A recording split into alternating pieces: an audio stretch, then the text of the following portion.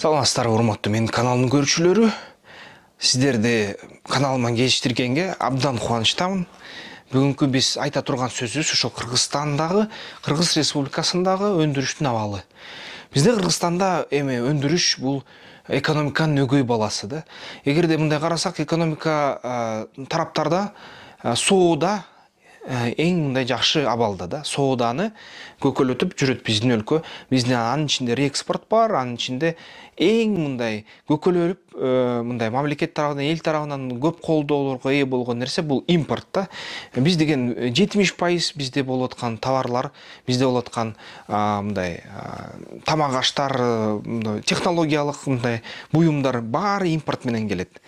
30% бул деген жергиликтүү тамак аш да, баягы жергиликтүү компаниялар менен иштелип чыккан тамак аштар. Мисалы үчүн ошол Шоро, Тойбоз, ошол баягы аталык компаниянын продукциясы, ошол Ахун компаниянын продукциясы, жана башка ошол сыяктуу да. Ошол алар 30% экономика түзөт, 20% керек болсо 19% түзөт жалпы өлкөбүздө айланып аткан акчанын ичинде. Анан сырткары ушул алар өндүрүп аткан продукция баягы кээ учурларда 100% түзөт, Кыргызста биз жеп аткандардан. Бирок ага да чоң атаандаш импорт продукция келет.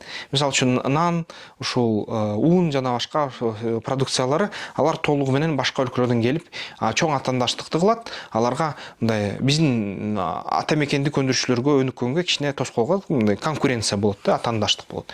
Эми анысы мейли болсун.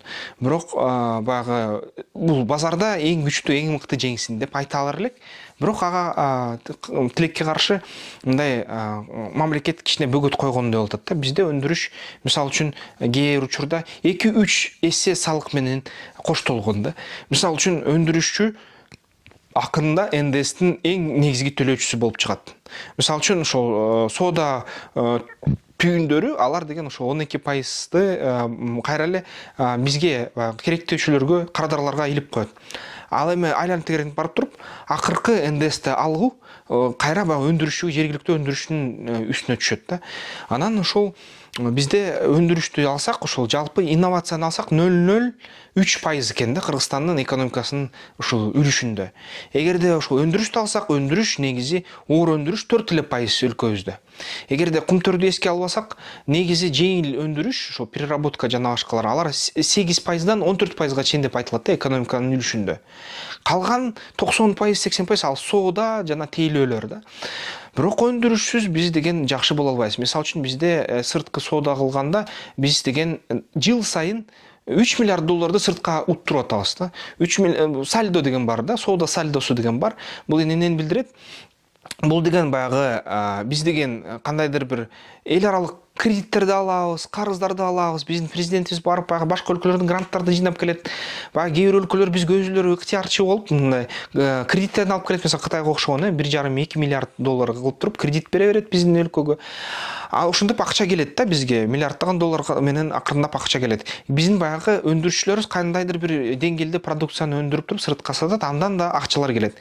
Бирок жыл айында баягы биздин импортерлор кайра эле бизге ошол товарларды алып келиш үчүн ошол өлкөдө топтолгон акчаны алып туруп жиберип салат да башка өлкөлөргө. Ошол бүт ушундай соода балансы болот. Мисалы үчүн өлкө качан утат, качан мисалы үчүн соода сальдосу плюс болсо да, кичинекей 0 болсо же плюс болсо, анда өлкө утат. А эгерде терс болсо, минус болсо, анда өлкө уттурат. Биз жыл сайын -3 миллиард соода сальдобуз -3 миллиард түзөт. $3 миллиард. Бул эмнени билдирет? Биз деген канча бизге доллар келбесин, канча бизге акча, кудурет, байлык, жакшылык келбесин, ал куттун баарын биз кайра сыртка чачабыз. Анткени бизде өндүрүш аз, жалаң гана импорт менен алекпиз да, соода менен алекпиз. Бул деген абдан жаман абал. Бизге баягы Кыргызстандын өнүгүшү үчүн бизге так жана тез ушул өндүрүшкө жакшы шарттар түзгөнгө мындай аракеттер керек да, мамлекеттик реформалар керек. Өндүрүшчүлөр, ата мекендик өндүрүшчүлөр бул деген абдан жакшы абалда болуш керек да, аларга колдоолор көрсөтүлүш керек, анткени аларды өстүрүш керек. Биздин өлкө ушул жакшы деңгээлге жетиш үчүн биздин өндүрүшчүлөрдүн үлүшүн ошол жалпы ишканаларды алганда бир 20-25%га жеткирсек, жана биздин баягы сырткы соода сальдобуз, анткени өндүрүш бул экспортко сатат да, сыртка сатат, өлкө ичине сатат, сыртка да сатат. Сыртка сатканда акча өлкөгө кирип келет. Ал эми импортер болсо сыртка акчаны жиберип ийет да, сатып алып туруп өлкө ичине сатат. Ошондо ал баягы акчаны сыртка чыгарып ийет да, долларды, валютаны сыртка чыгарып ийет. Бирок ансыз деле жашоо жок. Импортерлорго сөз жок. Бирок ушул өндүрүшчүлөрдүн санын көбөйтсөк, сальдону тең салмактуу кыла алат элекпиз. Ошондо жакшы болмок. Өндүрүшчүлөрдү колдош үчүн бул Кыргызстанда кандайдыр бир деңгээлде мамлекеттик акча инновацияларга кетиш керек да, көбүрөөк деңгээлде. Мындай өндүрүштүк оборудованияны мамлекет алып берип туруп, элге бериш керек да, мөө иштет, өндүр деп.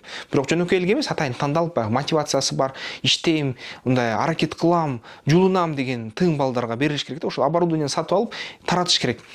Сырткы инвесторлар келип туруп, биз силерде өндүрүш кылабыз десе, биздин мамлекет аны кудай көрүш керек да, кел, мына жер сага, мына сага суу, мына сага жол, мына сага электричество бар, электроэнергия бар, иши кылса иште, керек болсо 1-2 жыл салык төлөбө, ошол эле өндүрүштү коюп бер туруп, иште жергиликтүү инженерлерди өстүр десе, анда бизди ушул биздин ички өндүрүшүбүздү өнүктүргөн болобуз. Ошондой жолго биздин мамлекет барыш керек. Азыр тилекке каршы бир эле инвестор келсинчи, аны баягы жергиликтүү калк айтат, мага мынча доля бер.